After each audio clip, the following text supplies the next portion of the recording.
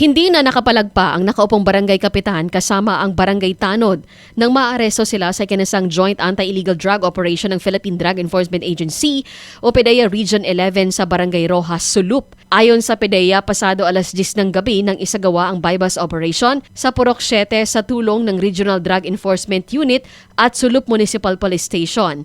Kinilala ang barangay kapitan na si alias Cap, 36 years old, single, high-value target. Kasama niya si alias Diony, 57 years old, barangay tanod at residente din ng nabanggit na lugar. Na-recover ng mga otoridad ang 5 sachet ng hinihinalaang shabu, isa ang ginamit sa bypass operation na may timbang na humigit kumulang 1.3 grams at 4 pa na nasa pag-iingat ng mga suspect na may kabo ang timbang na tinatayang 23 grams na may standard street value na umaabot sa 194,400 pesos.